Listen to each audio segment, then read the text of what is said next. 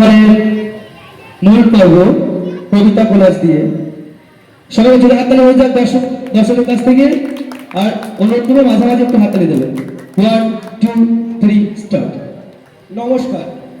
উপস্থিত সকল সম্মানীয় ব্যক্তিবর্গকে যথাযোগ্য সম্মান জানিয়ে সকলের অনুমতিক্রমে শুরু করতে চলেছি আজকের এই সন্ধ্যায় একটি কবিতা কোলাজ। জীবন যখন গোলকধাঁধা। জীবন কখনো থেমে থাকে না। গুটি গুটি পায়ে চলতে চলতে জীবন এগিয়ে চলে তার গন্তব্যের দিকে। জীবনের সেই পাড়ি দেওয়া পথে না জানি কত ব্যথা বেদনা সুখ দুঃখের গান লেখা থাকে। লেখা থাকে কত গল্প কবিতা। কবিতার জগতে বিশ্ববরেণ্য কবি রবীন্দ্রনাথকে স্মরণ না করলে কবিতা পরিপূর্ণতা পায় না। কবিতার কথামালাগুলো কোনো রকম বাধা না মেনেই সাজিয়ে তোলে মানুষের জীবনকে। রবীন্দ্রনাথ এই কবিতা দিয়েই প্রকাশ করেছেন মানব জীবনের বাস্তব সত্যগুলোকে। তার হৃদয়ের শতেক ব্যথা কবিতা হয়ে ঝরে পড়েছে বিন্দু বিন্দু রূপে। আর সেই বিন্দু বিন্দু কবিতা দিয়েই রবীন্দ্রনাথ তৈরি করেছেন কবিতার সিন্ধু, হয়েছেন বিশ্বকবি। তাই কবিতা মানে নিছক কয়েকটি শব্দের ঝংকার নয়। কবিতা মানে মানব জীবনের পূর্ণাঙ্গ অবয়ব, বাস্তবিকতার প্রতিফলন। মানুষ সমাজবদ্ধ জীব, আর এই সমাজে মানুষ শুধু খাওয়া পড়ার জন্য বাঁচে না। আপন মনের মাধুরী মিশিয়ে মানুষ কত কিছু নিত্য নতুন সৃষ্টি করে চলেছে। নিজেদের ভালো রাখার জন্য আয়োজন করে থাকে উৎসবে। সমাজে পরস্পরের সঙ্গে মিলেমিশে থেকে নিজেদের মনুষ্যত্ববোধকে জাগ্রত করার জন্য উৎসবের গুরুত্ব অনেক। উৎসবের মধ্যে দিয়ে মানুষের সঙ্গে মানুষের মিলন হয়। সেখানে ধর্ম বর্ণ জাতিভেদ থাকে না, থাকে শুধু নির্মল আনন্দ। ঠিক যেমন আধ্যাত্মবাদের পূর্ণভূমি আমার মহান দেশ ভারতবর্ষে জাতি ধর্ম বর্ণ নির্বিশেষে সকল মানুষ একসাথে বসবাস করছি, এক সূত্রে বাঁধা পড়েছি। ভারতবর্ষ হয়ে উঠেছে মহামানবের মিলন ক্ষেত্র। রবীন্দ্রনাথ তাই তো ভারতবর্ষকে বলেছেন তীর্থভূমি, লিখেছেন ভারত তীর্থ। পূর্ণ তীর্থে যাবরে গিয়ে এই ভারতের মহামানবের সাগর তীরে।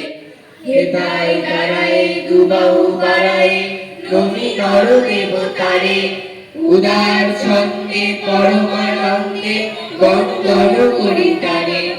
ধ্যান গম্ভীর এই যে ভুবন নদী জপমালা ধৃত প্রান্তর, হেতায় নিত্য এর পবিত্র ধরিত্রীরে এই ভারতের মহামানবের সাগর তীরে। কেহ নাহি জানে কার আহ্বানে কত মানুষের ধারা দুর্বাস হতে এলো কোথা হতে সমুদ্রে হলো হারা। হেতায় আর্য হেতা অনার্য হেতায় গ্রামের চিত, সব হুঙ্কার পাঠায় মুঘল এক দেহে হলো নীত। পশ্চিমে আজি খুলিয়াছে দ্বার, সেটা হতে সবে আনে উপহার। দিবে আর নেবে মিলাবে মিলিবে যাবে না ফিরে এই ভারতের মহামানবের সাগর তীরে। রণধারাবাহী জলগান গাহি উন্মাদ কলরবে, ভেদি মরুপথ গিরি পর্বত যারা এসেছিল সবে, তারা মোর মাঝে সবাই বিরাজে কেহ নহে নহে দূর। আমার শ্রেণীতে রয়েছে ধ্বনিতে তার বিচিত্র সুর।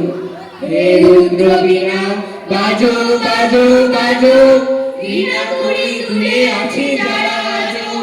বন্ধন আসিবে তারাও আসিবে তারাতে ভিড়ে এই ভারতের মহামানবের সাগর তীরে।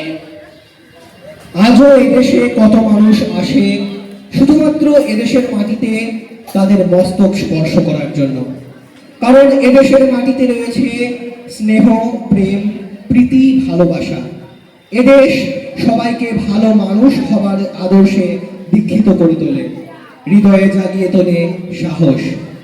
আর আমাদের তাই সেই সাহসের বলে বলিয়ান হয়ে ছিনিয়ে আনতে হবে জয়, এগিয়ে যেতে হবে অনেক দূরে। একজন সুনাগরিক হয়ে দেশের জন্য করতে হবে সব দায়িত্ব পালন। তাই তো আরো একজন মহান কবি কুসুম কুমারী দাস লিখলেন আদর্শ ছেলে। আমাদের দেশে হবে সেই ছেলে কবে, কোথায় না বড় হয়ে কাজে বড় হবে। মুখে হাসি বুকে বল তেজে ভরা মন, মানুষ হইতে হবে এই তারপর। বিপদ আসিলে কাছে হও ভগবান, নাই কি শরীরে তব রক্ত মাংস প্রাণ। হাত পা সবারই আছে নিচে কেন ভয়, চেতনা রয়েছে যার সে কি পড়ে রয়। সে ছেলে কে চায় বলো, কথায় কথায় আসে যার চোখে জল, মাথা ঘুরে যায় সাদা প্রাণের হাসি মুখে করো এই পণ। মানুষ হইতে হবে মানুষ যখন, কৃষকের শিশু কিংবা রাজার কুমার, সবারই রয়েছে কাজ এই বিশ্ব মাঝার। হাতে প্রাণে খাটো সবে শক্তি করো দান, তোমরা মানুষ হলে দেশের কল্যাণ। সত্যিই তাই, আমরা যদি সঠিক মানুষ না হতে পারি তাহলে এই দেশ কিন্তু তার যথাযোগ্য মর্যাদা পাবে না। তাই ভালো হবার শিক্ষাটা পেতে হবে ছোট থেকে। পরিবার তথা একজন মাই পারে তার সন্তানকে সুসন্তান তৈরি করতে। তাই তো মা বারবার তার সন্তানকে পড়াশোনা করার জন্য বলে। কিন্তু শিশু মন তো বড়ই সরল, সে কেন তার মায়ের দেওয়া গণ্ডির মধ্যে আবদ্ধ হয়ে থাকবে? তাই তো সে বারবার মায়ের কাছে যায় আর প্রশ্ন করে, আর তার পড়াশোনা করতে ভালো লাগে না। সেই জন্যই সে তার মাকে বলে, মা গো, আমার ছুটি দিতে বল, সকাল থেকে পড়েছি যে মেলা, এখন আমি তোমার ঘরে বসে করব শুধু পড়া পড়া খেলা। তুমি বলছো দুপুর এখন সবে, না হয় যেন সত্যি হলো তাই। একদিনও কি দুপুর বেলা হলে বিকেল হলো মনে করতে নাই। আমি তো বেশ ভাবতে পারি মনে, সূর্যি ডুবে গেছে মাঠের শেষে, বাগদিপুরি চুপড়ি ভরে নিয়ে সাপ তুলেছে পুকুর ধারে এসে। আন্ধার হলো মাদার গাছের তলা, কালি হয়ে এলো দিঘির জল। হাটের থেকে সবাই এলো ফিরে, মাঠের থেকে এলো চাষির দল। মনে কর না উঠলো সাজের তারা, মনে কর না সন্ধে হলো যেন রাতের বেলা। দুপুর যদি হয় দুপুর বেলা রাত হবে না কেন? এভাবেই মান অভিমানের পর্ব অতিক্রম করে শিশু একদিন বড় হয়ে ওঠে সুনাগরিক। চেষ্টা করে সমস্ত অন্যায়ের বিরুদ্ধে প্রতিবাদ করার। কিন্তু যখন ক্ষমতাবান অত্যাচার সহ্য করতে পারে না, তখন সে সর্বশক্তিমান ঈশ্বরের কাছে প্রশ্ন করে আর বলে, ভগবান, তুমি যুগে যুগে দূত পাঠাইছ বারে বারে দয়াহীন সংসারে। তারা বলে গেল ক্ষমা করো সবে, বলে গেল ভালোবাসো করণীয় তারা। বিদ্বেষ বিষ নাশো। করণীয় তারা, স্মরণীয় তারা, তবুও বাহির দ্বারে আজি দূর দিনে ফিরানো তাদের ব্যর্থ নমস্কার। আমি যে দেখেছি গোপন হিংসা কপট রাত্রে ছায়ে হেনেছে নিঃসহায়ে। আমি যে দেখেছি প্রতিকারহীন শক্তির অপরাধে বিচারের বাণী নীরবে নিভৃতে কাঁদে। আমি যে দেখিনি তরুণ বালক উন্মাদ হয়ে ছোটে, কি যন্ত্রণায় মরেছে পাথরে নিষ্ফল মাথা কুটে। কণ্ঠ আমার রুদ্ধ আজকে বাঁশি সঙ্গীত হারা, অমাবস্যার তারা লুপ্ত করেছে আমার ভুবন দুঃস্বপ্নের তলে। তাই তো তোমার সুধায় অশ্রু জলে, যাহারা তোমার মিশাইছে বায়ু নিভাইছে তব আলো। তুমি কি তাদের ক্ষমা করিয়াছো? তুমি কি বেসেছো ভালো? ক্ষমা করা ভালোবাসা এগুলো কিন্তু মহৎ গুণ। তাই সবাইকে ভালোবাসা আর ক্ষমা করে দেওয়া উচিত। এই পৃথিবীতে প্রত্যেকটি জিনিস থেকেই শিক্ষা পাওয়া যায়, তাই কবি সুনির্মল বসু নিজেকে সবার ছাত্র ভেবে বলেছেন, আকাশ আমায় শিক্ষা দিল উদার হতে ভাইরে, কর্মী হবার মন্ত্র আমি বায়ুর কাছে পাইরে। পাহাড় শেখায় তাহার সমান, হই যেন ভাই মৌন কমান, খোলা মাঠের উপদেশে দিন খোলা হই তাইরে। সূর্য আমায় মন্ত্রণা দেয় আপন তেজে জ্বলতে, চাঁদ শিখালো হাসে মিঠে মধুর কথা বলতে। ইঙ্গিতে তার শেখায় সাগর, অন্তর হোক রত্ন আকর, নদীর কাছে শিক্ষা পেলাম আপন বেগে চলতে। মাটির কাছে সহিষ্ণুতা পেলাম আমি শিক্ষা, আপন কাজে কঠোর হতে পাষাণ দিল দীক্ষা।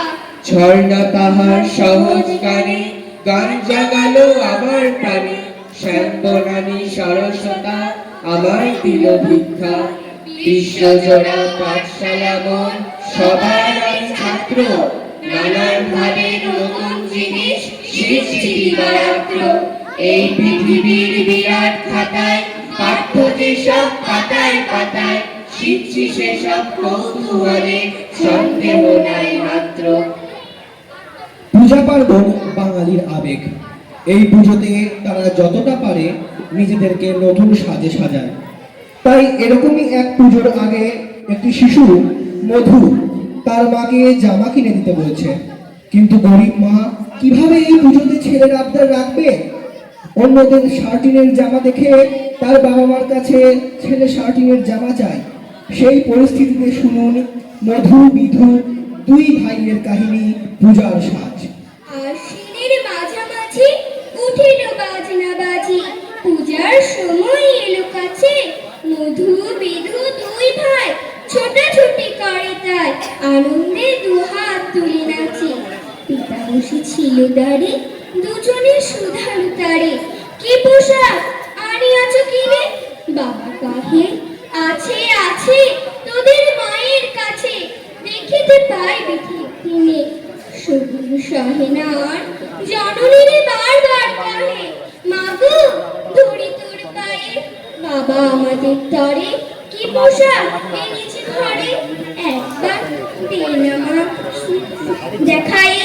ব্যস্ত মুখী হাসিয়া মা দুখানি ছিটের জামা, দেখাইল করিয়া আদর, মধু কহে আর নেই, মা কহিল আছে এই এক জোড়া ধুতি ও চাদর। রাগিয়া আগুন ছেলে কাপড় ধুলায় ফেলে, কাঁদিয়া কহিল চাহি না মা, রায়বাবুদের গুপি পেয়েছে জরির টুপি, ফুল কাটা শাটিনের জামা।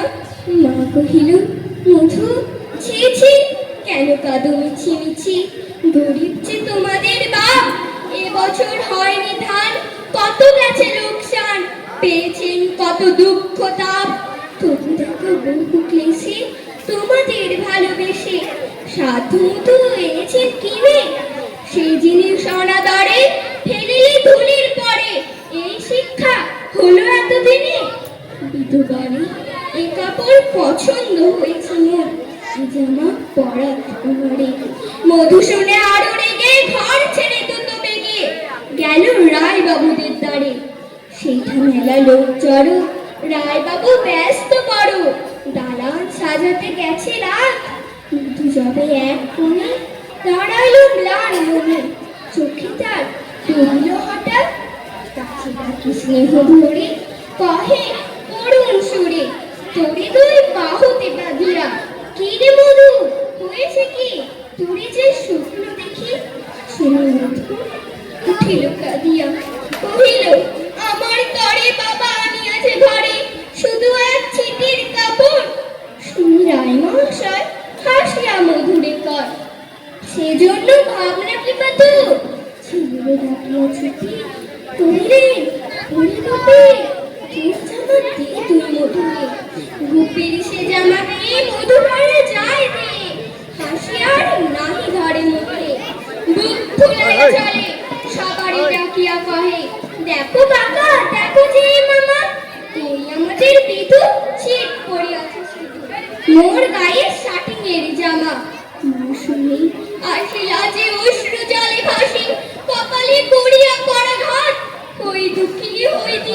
কারো কাছে রাখি নাই ঋণ, কারো কাছে পাতি নাই হাত।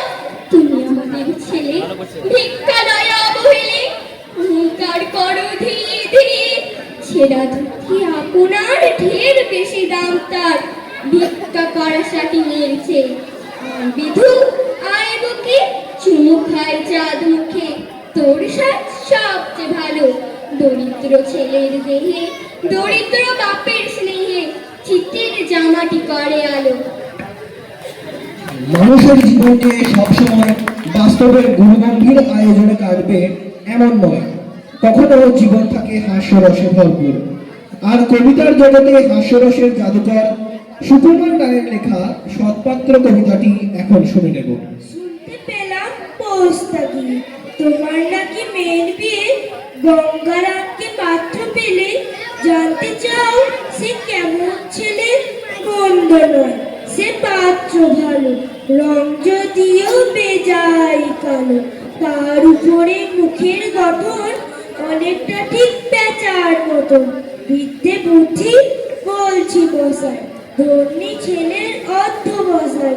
19টি বার ম্যাট্রিক এসে ঘায়েল হয়ে থামলো শেষে। বিষয় আশয় গরিব বেজায়, কষ্টে সৃষ্টে দিন চলে যায়। মানুষ তো নয় ভাইগুলো তার, একটা পাগল একটা গোয়াল, আর একটা সে তৈরি ছেলে, জাল করে নোট গেছেন জেলে। ঘনিষ্ঠটি তবলা বাজায়, যাত্রা দলে 5 টাকা পায়। গঙ্গারাম তো কেবল বোঝে তিলের জল আর পাণ্ডু রোগে, কিন্তু তারা উচ্চ ঘর, কংসরাজের বংশধর। শ্যামলাহিনী মনোগ্রামে কি যেন হয় গঙ্গারামের। যাও এবার পাত্র পেলে, এমন কি আর মন্দ ছেলে? কাজী নজরুল ইসলাম বলেছেন, কোনো কালে একা হয়নি গো জয়ী, পুরুষের তরবারি। প্রেরণা দিয়েছে, শক্তি দিয়েছে বিজয়া লক্ষ্মী নারী। নারী শক্তিকে অবহেলা নয় কখনোই, নারী জাতি আছে বলে এই পৃথিবীর অস্তিত্ব আছে। নারী হলো প্রকৃতির স্বরূপা, নারীর গর্ভেই জন্ম সমস্ত প্রাণের। এই নারীকে কখনোই দুর্বল ভেবো না। হে সমাজ, মনে রেখো যে নারী তোমাদের গৃহবধূ লক্ষ্মী হয়ে নিজের গৃহকর্ম করে, সেই নারী দেবী দুর্গার মতো ত্রিশূল হাতে অসুরদের বধ করতে পারে। নারীর এই অপরিসীম শক্তি অবলম্বন করে কবি শুভ দাশগুপ্ত লিখলেন, সেই মেয়ে, বাসে ট্রেনে ট্রামের রাস্তায় আপনি যাকে রোজ দেখেন, যার শাড়ি, কপালে টিপ, কানের দুল আর পায়ের গতি আপনি রোজ দেখেন। বলো বলো বলো বলো বলো বলো। আর আরো অনেক কিছু দেখতে পাবার স্বপ্ন দেখেন। স্বপ্নে যাকে ইচ্ছে মতন দেখেন, আমি সেই মেয়ে। বিহারের প্রত্যন্ত গ্রামে দিনের আলোয় চার ছায়া মারানো আপনার ধর্মে নিষিদ্ধ। আর রাতের গভীরে যাকে বস্তি থেকে তুলে আনতে পাইক পরকন্দাট পাঠান আপনি। আর সুসজ্জিত বিছানায় 4 জনের অপেক্ষায় অধীর হয় আপনার রাজকীয় লাম্পট্য। আমি সেই মেয়ে, আমি সেই মেয়ে। আসামের চা বাগানের ঝুপড়ি কামিন বস্তি থেকে আপনি যাকে নিয়ে যেতে চান সাহেবী বাংলোয় মধ্যরাতে, ফয়াকাশে সুরসুর আলোয় মোদির চোখে দেখতে চান যার অনাবৃত শরীর। আমি সেই মেয়ে। রাজস্থানের শুকনো উঠোন থেকে পিপাসা জল আনতে যাকে আপনি পাঠিয়ে দেন 10 মাইল দূরে সরকারি দাঁড়ায়। আর 20 মাইল হেঁটে ক্লান্ত বিধ্বস্ত যে রমণী ঘোড়া কাঁখে ঘরে যাকে বসে দেন চুলার আগুনের সামনে আপনার রুটি বানাতে। আমি সেই মেয়ে, আমি সেই মেয়ে যাকে নিয়ে আপনি মগ্ন হতে চান গঙ্গার ধারে কিংবা ভিক্টোরিয়ার সবুজে কিংবা সিনেমা হলে নীল অন্ধকারে, যার চোখে আপনি এঁকে দিতে চান ঝুঠা স্বপ্নের কাজল আর পুড়িয়ে যাওয়া সিগারেটের প্যাকেটের মতো, যাকে পথের পাশে ছুঁড়ে ফেলে আপনার ফুল সাজানো গাড়ি শুভ বিবাহ সুসম্পন্ন করতে ছুটে যায় শহরের পথে। কোলে দেখা আলোর গধূলিতে একা দাঁড়িয়ে থাকা আমি সেই মেয়ে, আমি সেই মেয়ে। এমনকি দেবতারাও যাকে ক্ষমা করেন না, অহংকার আর শক্তির দম্ভে যার গর্ভে রেখে যান কুমারীর অপমান, আর চোখের জলে কুন্তি হয়ে নদীর জলে বিসর্জন দিতে হয় কর্ণকে আত্মজোটে। আমি সেই মেয়ে, সংসারে অসময়ে আমি ভরসা, আমার ছাত্র পড়ানো টাকায় মায়ের ওষুধ কেনা হয়, আমার বাড়তি রোজগারে ভাইয়ের বই কেনা হয়, আমার সমস্ত শরীর প্রবল বৃষ্টিতে ভিজতে থাকে, কালো আকাশ মাথায় নিয়ে আমি ছাতা হয়ে থাকি, ছাতার নিচে সুখে বাঁচে সংসার।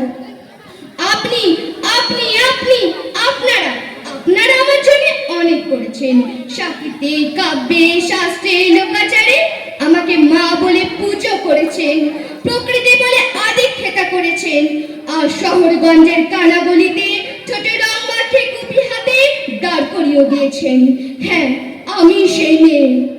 একদিন হয়তো হয়তো একদিন হয়তো অন্য কোনো একদিন আমার সমস্ত মিথ্যে পোশাক ছুঁড়ে ফেলে দিয়ে আমি হইব সেই অসামান্য, খোলা চুলে মেঘের মতো ঢাকবে আমার খোলা পিঠ, দু চোখে জ্বলবে ভীষণ আগুন, হাতে ঝলস উঠবে সেই খর্ব, দু পায়ের উপরে বেজে উঠবে রণদন্দবী, নৃশংস হাসিতে ভরে উঠবে আকাশ, দেবতারাও আতঙ্কে স্তব্ধ হয়ে বলতে থাকবেন, মহামেঘ প্রবাঙ্গর মুক্ত কেশিন চতুর্ভুজা কালিকাং দক্ষিণাং মুন্ডমালা বিভূষিতাং, বিভৎস দাবানলের মতো আমি যেতে থাকবো, আর আমার এগিয়ে যাওয়ার পথের দুপাশে মুন্ডহীন অসংখ্য দেহ ছটফট করতে থাকবে।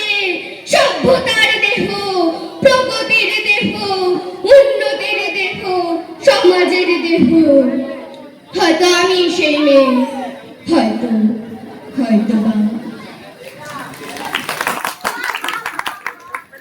একজন যুবকের সঠিক সময়ে যোগ্যতা অনুযায়ী কর্মের প্রয়োজন হয়। উপযুক্ত যোগ্যতা অনুযায়ী কর্ম যদি কপালে নাই জোটে, তবে কি লাভ এমএ পাশ করে, কি লাভ এত ডিগ্রি লাভ করে? বেকার জীবনের যে জ্বালা, সেই জ্বালা যদি সমাজ বুঝতো, তাহলে রূপমের মতো এমন একটা তরতাজা প্রাণ অকালে চলে যেত না। রূপমকে একটা চাকরি, এমএ পাস, বাবা নেই, আছে প্রেমিকা, সে আর 2-1 মাস থেকে, তারপর নদীর এপার থেকে ওপারে গিয়ে বলবে, রূপম আজ চলি, তোমাকে মনে থাকবে চিরদিন। রূপমকে একটা চাকরি, যে কোনো কাজ, পিয়নের কাজ হলেও চলবে। তমাল বাবু ফোন তুলল, ফোনের অন্য প্রান্তে যারা কথা বলে তাদের যেহেতু দেখা যায় না, সুতরাং তারা দূর। তমাল বাবু মামাকে বললেন, রূপমের একটা চাকরি দরকার। মামা বললেন কাকাকে, কাকা বললেন জ্যাঠাকে, জ্যাঠা বললেন বাতাস। মানুষ জানলে একরকম, কিন্তু বাতাস জানলে প্রথমেই ছুটে যাবে দক্ষিণে, সে বলবে দক্ষিণের অরণ্যকে, অরণ্য বলবে আগুনকে, আগুন গেল আলিমুদ্দিন স্ট্রিটে, আলিমুদ্দিন স্ট্রিট ছুটল নদীকে বলার জন্য, নদী এসে আছড়ে পড়লো দক্ষিণে, আর সমুদ্র হিমাচল বলে উঠল, রূপমকে একটা চাকরি দিন। এমএ পাশ করে বসে আছে ছেলেটা। কয়েক মাস বাদের ঘটনা, আমি বাড়ি ফিরছিলাম সন্ধ্যাবেলা, গলির মোড়ে 7-8 জনের জটলা দেখি একটু থমকে উঠলাম।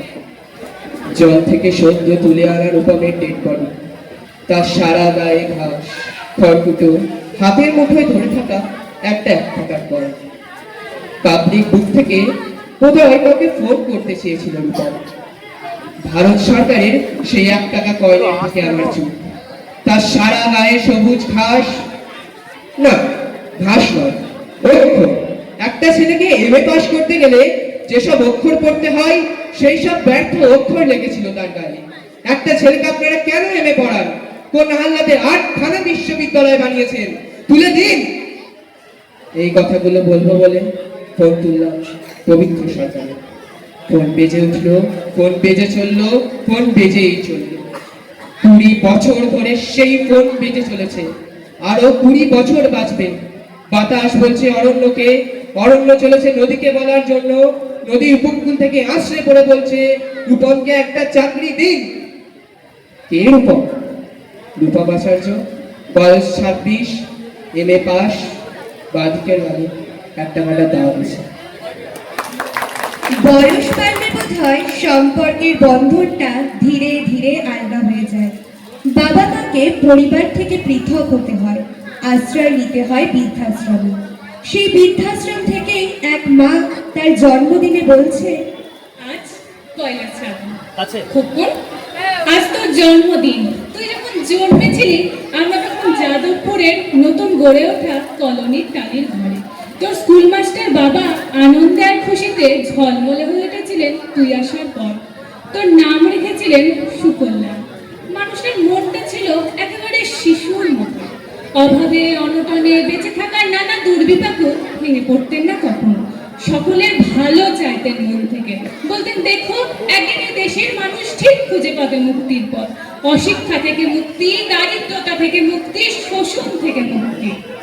আজ পয়লা শ্রাবণ। খোকন, আজ তোর জন্মদিন। ছোটবেলায় তোর মনে আছে আমাদের ভাঙা ঘরের মেঝেতে বাক্স থেকে বার করা মেজো মাসের হাতের তৈরি আসনটা পেতে দিতাম, আর সামনে রাখতাম ঠাকুরের আসনের প্রদীপখানা। তুই বাবু হয়ে বসতিস চুক্তি করে, আমরা একে একে তোকে ধান দুব্য দিয়ে আশীর্বাদ করতাম। তোর বাবা বলতেন বড় হও, মানুষ হও। তোর বাবা সে বন্ধু ঘোষ কাকু, উনি বলতেন বেঁচে পড়তে থাকো। তুই জিজ্ঞেস করতিস মা পড়তে থাকা মানে কি মা? আমি বলতাম না কিছু, শুধু তোর মাথায় ধান দুব্বই দিতাম আর মনে মনে বলতাম ঠাকুর ঠাকুর আমার খোকনকে যেন মস্ত বড় মানুষ করে তুলো, ও যেন সত্যি মানুষ হয়, ওর যেন কোনো বিপদ না হয় ঠাকুর। কষ্টের সংসারে ওই একটা দিন বাড়তি পয়সায় একটু দুধ নিতাম, পায়েস রান্না করে দিতাম তোকে।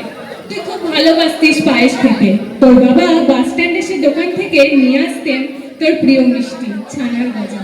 সামান্য স্কুল মাস্টারিতে কি পায় হতো, ঘরে বসিয়ে ছাত্র পড়িয়ে আসতো কিছু। দাওতাম সেই অভাবের আগুনে রসদ করতে সময় লাগতো না। তোর বাবা জামা সেলাই করতাম আর বলতাম আসছে মাসে একটা জামা বানিয়ে নিও। উনি হেসে উঠে বলতেন ধুর বাদ দাও তো, সামনে খোকনের উচ্চ ক্লাস, কত বইপত্র কিনতে হবে, কত খরচ।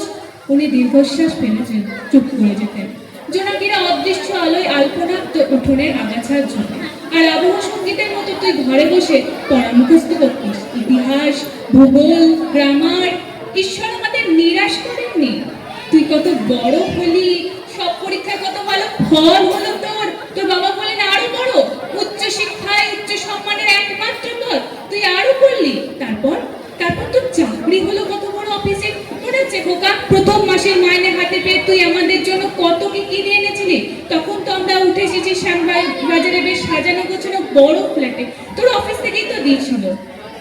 সেই ঘর, সেই বাড়ি, সেই ব্যালকনি, কত স্মৃতি, কত ছবি।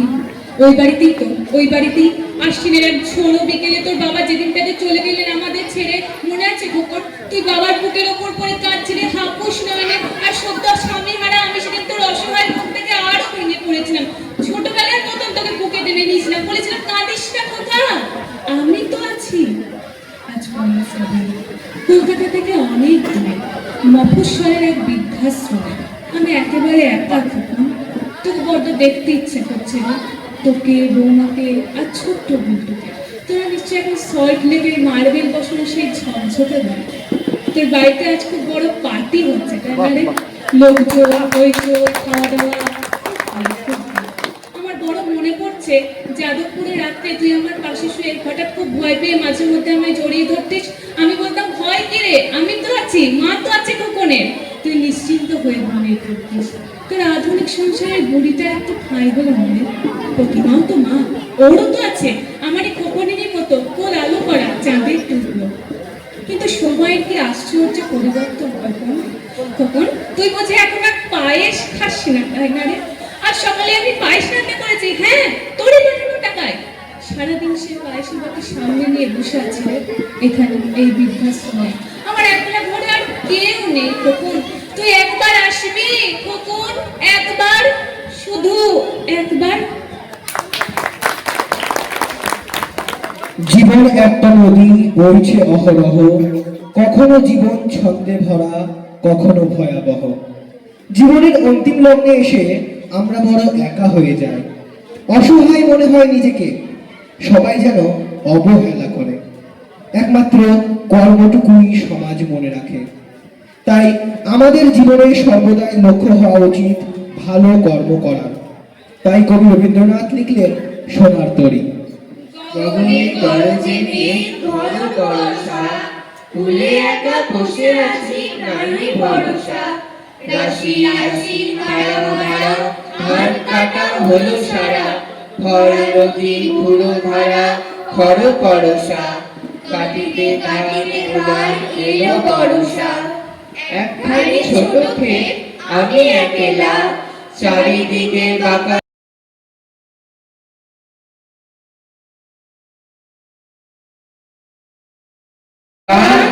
মেঘে ঢাকা প্রভাত বেলা।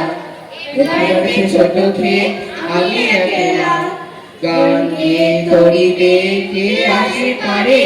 দেখে যেন মনে হয় চিনি উহারে। ভরা কালে চলে যায় কোনো দিকে নাহি চায়। ঢেউ বলি নিরুপায় থামে দুধারে। দেখে যেন মনে হয় চিনি উহারে। ওগো তুমি কোথা যাও কোন বিদেশে, বারে ঘিরাও তরি ভুলেতে এসে। যেও যেথা যেতে চাও, যারে খুশি তারে দাও। শুধু তুমি নিয়ে যাও করিতে এসে, আমার সোনার ধান কুড়িতে এসে। যত চাও তত লাও তরণী পরে, আর আছে আর নাই দিয়েছি ভরে। এত কাল নদী ঘুরে যাহা রয়েছিল ভুলে, সকলে দিলাম তুলে ঘরে বিঘরে। এখন আমার লহ করুণা করে, ঠাই নাই ঠাই নাই শুধু সে তরি। আমার সোনার ঘরে দিয়েছে ভরি। সাগরে গগনে ঘিরে মেঘ ঘুরে ফিরে, শূন্য নদীর তীরে রহিল পরে। যাহা ছিল নিয়ে গেল সোনার তরি। এইভাবে এই নশ্বর দেহটা ধীরে ধীরে মৃত্যুর কোলে ঢলে পড়ে। আমাদের সব ছেড়ে চলে যেতে হয় অন্তিম ঠিকানায়। হাসি ছন্দ দুঃখ বেদনায় ভরা জীবন তরি বৈতরণী পার করে চলে যায় আপন গন্তব্যে। শুধু থেকে যায় আমাদের কর্মটুকু। এটাই হলো জীবনের গোলক ধাঁধা, এটাই হলো জীবন। নমস্কার। এখন ছোট হাততালি হবে তো? ঠিক আছে, এটাই আমাদের জীবন।